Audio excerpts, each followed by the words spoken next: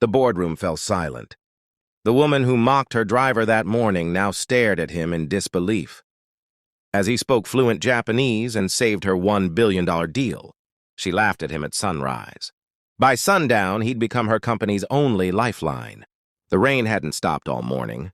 From the 58th floor of Altera Global, the city below looked like a maze of lights in motion, just like Vanessa Cole's thoughts. At 38, she was one of the youngest CEOs in tech manufacturing, sharp as glass and just as cold. Today would make or destroy her career. The deal with Takahara Robotics, Japan's premier automation giant, was worth $1 billion. One misstep, one misunderstanding, and years of work would vanish. Her new driver arrived 5 minutes early. "Morning, ma'am," said Malik Rowe, opening the door with quiet professionalism. Vanessa glanced at him unimpressed. "At least you're punctual. Most people can't manage that." He smiled slightly. "Discipline's kind of a habit." She frowned, scrolling through her tablet. "A driver with discipline. How inspiring. Just make sure you don't get lost today. We can't afford mistakes." He said nothing. Only the faint sound of rain filled the silence. As the car glided through the streets, Vanessa tried small talk, more out of boredom than interest. "So Malik, ever worked for someone important before?" "Yes, ma'am," he said. "Before this, I worked abroad." "Abroad?" She smirked. "Military?" He met her gaze in the mirror. "You could say that." She chuckled softly. "Well, let's just hope you can handle traffic better than politics." He only nodded. But there was a steadiness in his eyes she didn't quite understand, yet. By noon, the Grand Meridian, hotel's top-floor boardroom, was a battlefield, disguised as diplomacy. Vanessa sat across from Hiroshi Takahara, the legendary CEO of Takahara Robotics. His words flowed through a translator, every syllable careful, deliberate. The contract had reached its final clause, intellectual property ownership. One paragraph, one word, could alter the balance of control. That's when the translator hesitated. Takahara frowned. His tone hardened, the once smooth conversation turning sharp.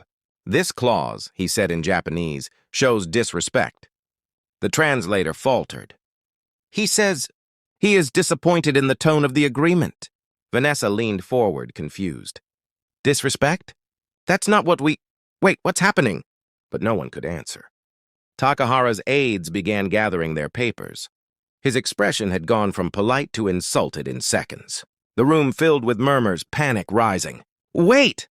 Vanessa said, her voice breaking slightly. "There's clearly a translation issue." No response.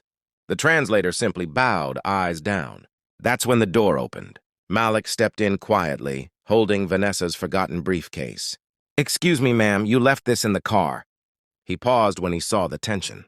His eyes moved across the documents on the table, the Japanese text flashing across the screen. And then, in a calm voice, he said, "That's not what he meant." The room froze. Vanessa turned to him. "What did you just say?" Malik stepped forward. "He didn't say your proposal was disrespectful. The translation made it sound like your company was claiming superiority, as if Altera's technology surpasses. Takahara's. That word choice is offensive in Japanese business language." Takahara's eyes lifted sharply. "You understand Japanese?" Malik bowed slightly and answered fluently. "Hai, Shi-chan. Nagai gen Tokyo ni chūzai shite imashita." "Yes, sir. I was stationed in Tokyo for many years." He walked to the projector screen and pointed to the contract.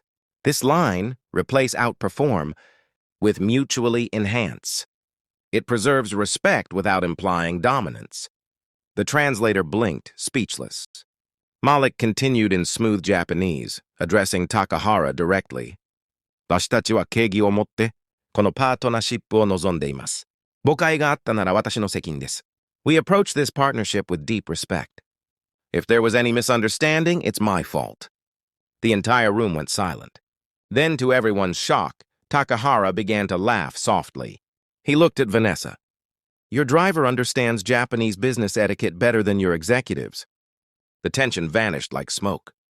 Within minutes, Takahara smiled, extended his hand, and the deal was back on the table. If you're enjoying this story,